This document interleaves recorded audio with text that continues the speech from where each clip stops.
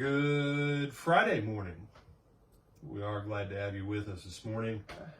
We are in John 18. Did my humor just now hit you? No, I was being quiet about it.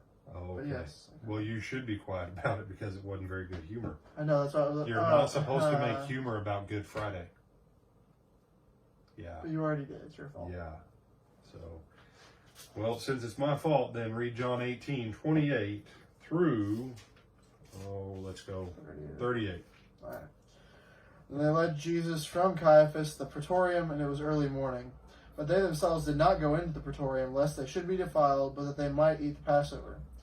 Pilate then went out to them and said, "What accusation do you bring against this man?" And they answered and said to him, "If he were not an evildoer, we would not have delivered him up to you." Then Pilate said to them, "You take him and judge him according to your law." Therefore the Jews said to him, "It is not lawful for us to put anyone to death," that the saying of Jesus might be fulfilled which he spoke, signifying by what death he would die. Then Pilate entered the praetorium again, called Jesus, and said to him, "Are you the king of the Jews?" Jesus answered him, "Are you speaking for yourself about this, or did others tell you this concerning me?" Pilate answered, "Am I a Jew? Your own nation and the chief priests have delivered you to me. What have you done?"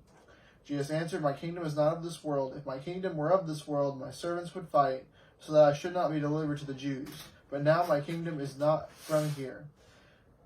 Pilate therefore said to him, "Are you a king then?" Jesus answered, "You are right. You say rightly that I am a king. For this cause I was born, and for this cause I have come into the world, that I should bear witness to the truth. Everyone who is of the truth hears my voice."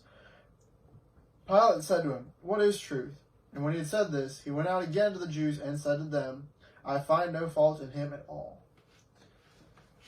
And so as we come to this passage, Tyler, do you have any thoughts or observations that you want to share?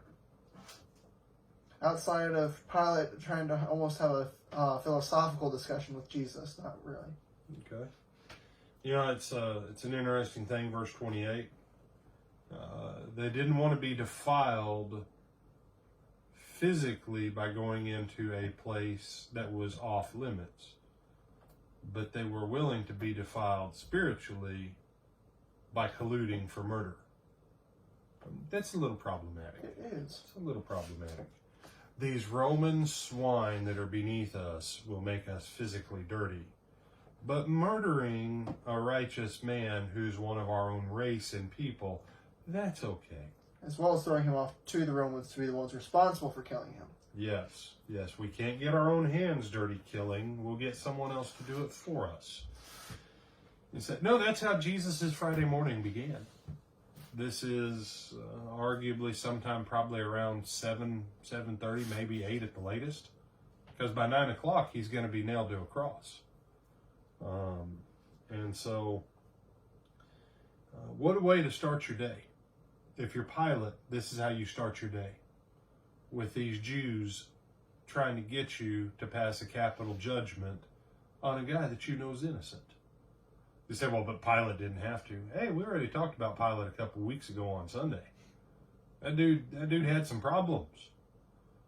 So did the mob who wanted to kill Jesus. You say, well, Jesus had a problem too. Yeah, Jesus had a problem too. He was fixing to be crucified. But isn't it an interesting thing? Pilate asked him, what accusation do you bring against this man? 29. They said, if he wasn't an evildoer, we wouldn't have brought him. Translation, we don't have a valid accusation. Just give permission to kill him and kill him for us.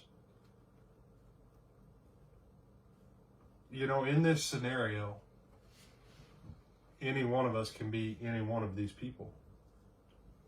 Are we like the Jews? That we hate people who really haven't done anything to us, but we've manufactured something? Are we like Pilate? We know that there's not actually anything wrong, but we really won't take that chance to toe the line against the howling mob. Are we like Jesus going, so who told you? Who told you I was a king? Who told you I was this? Who told you I was that? Did you figure it out yourself? You know? A lot of sides in this. We always like to think we're on Jesus' side. But you know what the cross shows us? We were on all the other sides. So, no, brother, I'm not on that side. then show me your sinless life before, during, and after your conversion. Which side were we really on? I know this, we weren't on God's side, otherwise Jesus wouldn't have had to come for us. And Jesus comes and he says, I've come to bear witness of the truth. And Pilate says to him, what is truth? Some people have taken that question to be this great philosophical thing. And I see your point, Tyler. I look at it and I see frustration. Mm-hmm. They're saying this, you're saying that. I've heard this. I'm not even normally here. I'm usually at my place in Caesarea. I hate coming to Jerusalem. It's a pig town. That was Pilate's attitude. He hated Jerusalem. It was a lowbrow pig town for him. He said, I'm just here for this dumb festival with my troops to make sure somebody doesn't get out of line.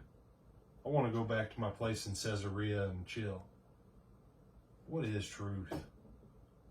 You know, I don't know who to believe today.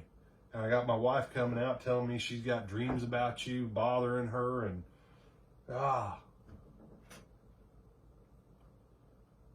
as you and I start out this day, I want to encourage you, don't go through the suffering of Christ too quickly and not see it for the agony of the human condition that it really is. Got any thoughts, Brother Tyler? No. We'll see you back about 12:30, midday, with Jesus as he's dying on the cross. Go in his blessing this morning. We love you.